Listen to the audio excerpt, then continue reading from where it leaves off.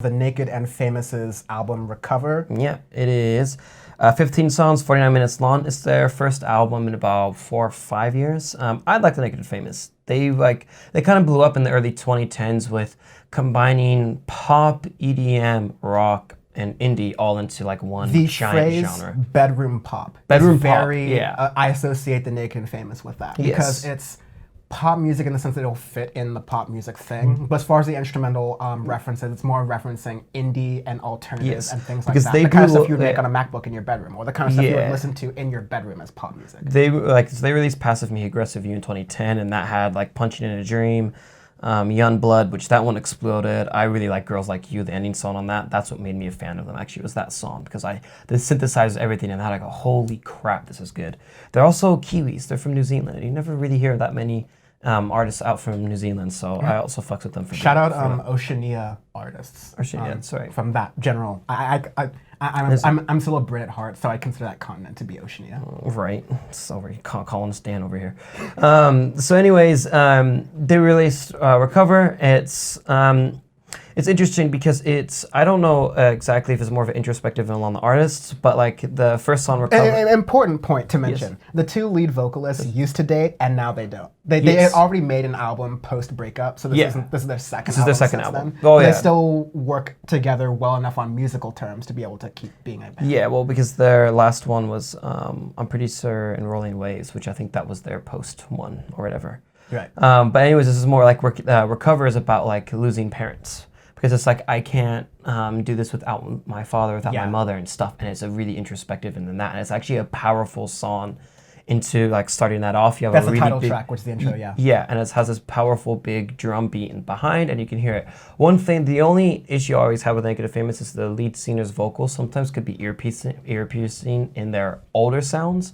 I think one thing good thing for this album is she's really refined her vocals to where they're powerful, but they're not overpowering. But not overpowering, and they're gorgeous on this album, like really, really good. Yeah. Because Sunseeker comes in and that's like your typical Naked and Famous song where it's like upbeat, it's fun, it has that pop, like bedroom pop sound. That's a lot of fun. I really like that going into it after Recover, because Recover is kind of a deeper song going into it.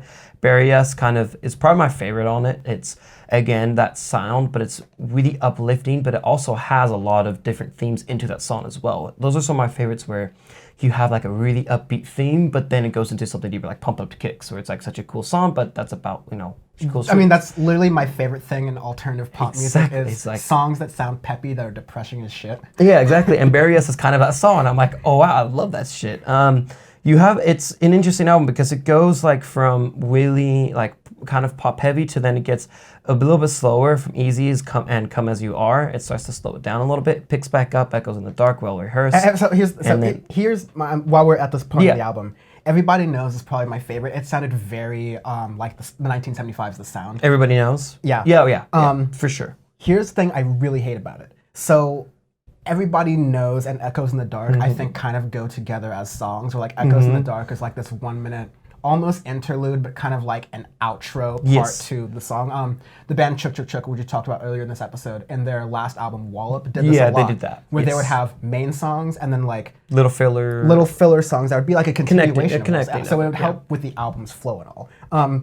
Echoes in the Dark is a fucking banger, and it is a crime that is only a minute long. Yeah. I hate it. I'm gonna make a version of it. I do this with certain songs. You're gonna make it longer? I make a version of it where it's longer, and I listen to that by myself because like I think it's really good. But it goes really nicely as a other part for Everybody Knows. Just like you fuckers couldn't have made it like 30 seconds longer. Seriously, come on. The production on this album is incredible. I do like it. Their only gripe I have, I believe, is Monument right after Well Rehearsed, is they tried the thing of like doing pop and trap together into that one song, and I just did not like it because me and that. I still don't like it when a lot of indie bands try it because it usually does not go well in the theme of it, and that's the only like hiccup in this album for me is that, and I get inside I'm like they did. It's not horrid. It's not a couple other indie bands that tried it a few years ago horrid, but it's okay. And then it goes straight from there with The Death, Count on You, which are more of those slower songs, again, more of an introspective. Muscle Memory, again, is one of those filler songs that's like 40 seconds long, and it goes into The Sound of My Voice, which I do really like. That's where, and then you get, I cannot think of his name, but then you get the male vocalist more of his songs into, or more of his vocals into it in the last 3 tracks. And I really like Coming Back to Me. Again, a very good ending for like this. The whole we're getting theme at of the today. point where one of our special year-only Audioface award Is things will be like best album enders. Best album enders, and I think Coming Back. It's funny, 2 of them on Stars from Psychedelic Furs and Coming Back to Me are some of my favorites so far I've heard this year.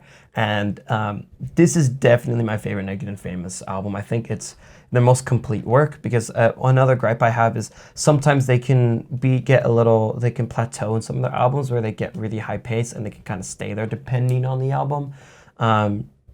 Passive Me Aggressive You kind of does that in the middle, and then at the end it slows it down. But Recovered to me is like their best work, where it's just that beautiful bedroom pop sound. Everything is refined now. The production is incredible.